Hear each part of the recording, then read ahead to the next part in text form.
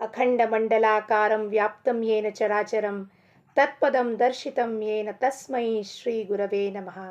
गुरुर्ब्रह्मा गुरुर्विष्णु गुरुर्देवो महेश्वरा गुरुर्साक्षात् परब्रह्मा तस्मै श्रीगुरवे नमः। सभी साधक बंधुओं को, आत्मज्योति को साष्टांग प्रणाम करते हुए मेरे सद्गुरु श्री चंद्र कुमार जी के दिव्य चरणारविंदों में साष्टांग प्रणिपात करते हुए आज मराठी का एक भजन है, बहुत ही सुंदर और अद्भुत सा प्रसाद के ऊपर एक भजन है। महाराष्ट्र में बहुत ही प्रचलित है। जब हम मंदिर में जाते हैं तब हमको प्रसाद बाह्य रूप से जो प्रसाद बांटा जाता है वो बाह्य रूप से हो गया, और यहाँ इस भजन में भगत जो है परमात्मा से कौन से प्रसाद की मांग कर रहा है। ये प्रसाद जो है ये आंतरिक यात्रा वाली, देह बुद्धि से आत्म बुद्धि के तरफ जाने वाली, आत्मा और परमात्मा के मिलन की जो प्रसाद है वो अद्भुत प्रसाद, शाश्वत प्रसाद, चिरकाल टिकने वाला वो प्रसाद जो है, जो हम खा लेंगे वो जीर्ण हो जाएगा, रक्त में मिश्रित हो जाएगा, लेकिन फिर वो भी क्या है, अशाश्वत है, टेम्पररी है। लेकिन ये जो प्रसाद भगत दोनों हाथों से लेते वक्त जब हम प्रसाद लेते हैं तो ये प्रसाद की याचना जो है किस प्रकार से कर रहा है, कौन सा प्रसाद दे दो कि जो मुझे शाश्वत आनंद की अनुभूति देगा और कभी भी मैं तुमसे बिछड़ ना पाऊं, तुम्हारा और मेरा वियोग न हो। योग यानी होता है एक होना, यूनियन, और वियोग यानी अलग हो जाना। तो ऐसा वियोग न हो, ऐसा प्रसाद मुझे परमात्मा दो। ऐसा दृढ़ विश्वास के साथ, भक्ति और प्रेम के साथ भजन को गाया गया है। हम सब मिलकर उसका श्रवण चिंतन मनन करेंगे, ग्रहण करेंगे, और हमारे प्रसाद जब भी हम फिर से मंदिर जाएंगे ये प्रसाद लेते वक्त ये भजन हमारे ऐसा याद आना चाहिए कि दो घड़ी दो टुक नज़र में नज़र मिलाकर परमात्मा से कहेंगे ऐसा ही प्रसाद परमात्मा हमें आप भी देना जैसे इस भगत ने मांग की है। क्या कहता है भजन? प्रसाद हा मज द्यावा देवा, प्रसाद हा मज द्यावा, सहवास तुझाची घडावा देवा, सहवास तुझाची घडावा देवा, प्रसाद हा मज द्यावा देवा, प्रसाद हा मज द्यावा। निशिदिनी प्रभूचे नाम स्मरावे, निशिदिनी प्रभूचे नाम स्मरावे, वियोग तव न घडावा देवा, वियोग तव न घडावा देवा, प्रसाद हा मज द्यावा देवा, प्रसाद हा मज द्यावा। हृदय मंदिरी तुवा बैसोनी, हृदय मंदिरी तुवा बैसोनी, ज्ञान योग मज व्हावा देवा, ज्ञान योग मज व्हावा देवा। गुरुचरणामृत निशिदिनी प्राशुनी, गुरुचरणामृत निशिदिनी प्राशुनी, जन्म मृत्यू चुकवावा देवा, प्रसाद हा मज द्यावा देवा, प्रसाद हा मज द्यावा। आत्मसुखा परी प्रसाद द्यावा, आत्मसुखा परी प्रसाद द्यावा, विसर तुझा न पडावा देवा, विसर तुझा न पडावा देवा, प्रसाद हा मज द्यावा देवा, प्रसाद हा मज द्यावा। कितना आनंदमय, भक्तिपूर्ण और मन को आह्लादित करने वाला भजन है। प्रभु से भगत मांग रहा है, ऐसा प्रसाद दो परमात्मा। सहवास तुझाची घडावा देवा। मराठी में है ये भजन। सहवास, सहवास का मतलब सह और वास। सह मतलब साथ, वास मतलब रहना। किसके साथ रहना है? परमात्मा के साथ। ऐसा प्रसाद दो कि हर पल हर क्षण मैं तुम्हारे साथ रहूं। अभी हमारा मन कैसा है? थोड़े पल हम परमात्मा के साथ रहते हैं और बाकी सारा क्षण हम प्रपंच में, प्रपंच के साथ, दुनिया के साथ, व्यवहार में, दुनियादारी में बिता रहे हैं।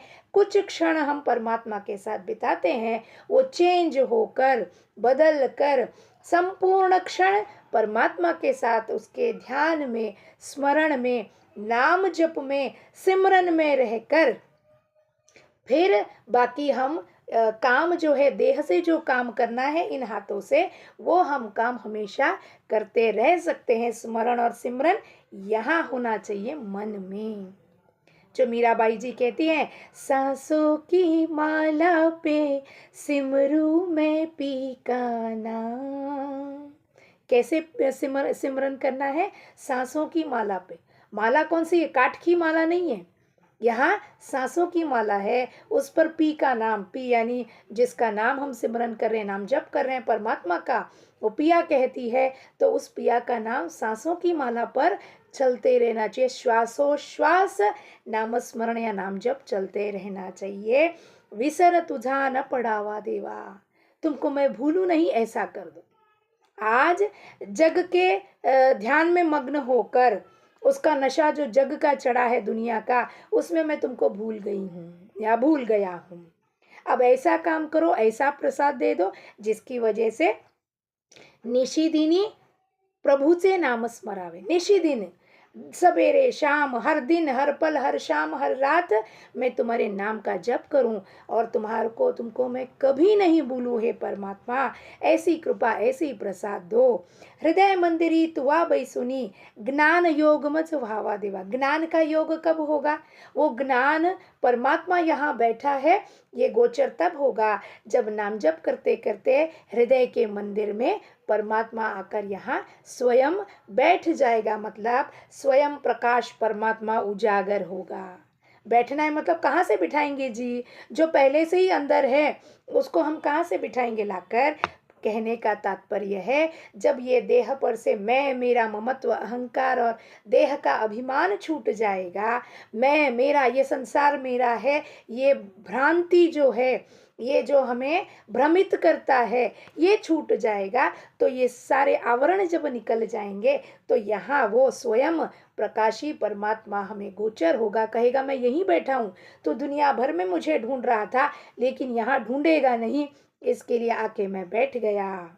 एक बार नारद जी जाते हैं वैकुंठ में और देखते परमात्मा तो विराजमान नहीं है वहाँ पर, शेष शैया तो खाली है। फिर कहाँ चले परमात्मा? ढूंढते ढूंढते पृथ्वी पर गए और देखा कि वहाँ परमात्मा एक सत्संग में, बड़े भक्तिमय सत्संग चालू है, भजन कीर्तन संकीर्तन चालू है। तो वहाँ जाकर परमात्मा बड़े आनंद और परमानंद से बैठे हुए हैं। तो परमात्मा को कहते हैं, परमात्मा मैं तो सब जगह ढूंढ कर आया आपको, आप तो मुझे कहाँ वहाँ वैकुंठ में मिले नहीं।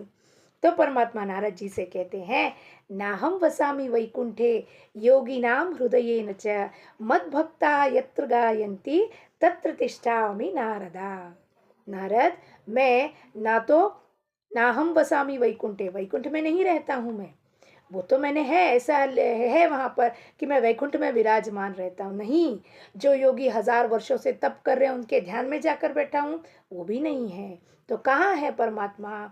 जो भगत मेरा भक्ति कर रहा है, मेरा नाम जप कर रहा है, नाम संकीर्तन कर रहा है, सत्संग कर रहा है, सत्संग सुन रहा है, श्रवण कर रहा है, आनंदित हो रहा है, वहाँ पर तत्र तिष्ठामि नारदा, वहाँ पर मेरा वास हमेशा रहता है। इसके लिए हृदय के मंदिर में जब परमात्मा आकर विराजमान हो जाएंगे, तब यानी इस देह पर से जो अहम भाव का आवरण छूट जाएगा, उपाधियों का आवरण छूट जाएगा, तो ज्ञान योग मज भावा देवा, ऐसा प्रसाद दो कि यहाँ ज्ञान मुझे, तुम्हारा ज्ञान, तुम कौन हो, कैसे हो, मैं कौन हूँ, मेरा तुम्हारा संबंध क्या है, ये गोचर होगा। ऐसा ज्ञान योग मुझे प्रसाद रूप में दे दो।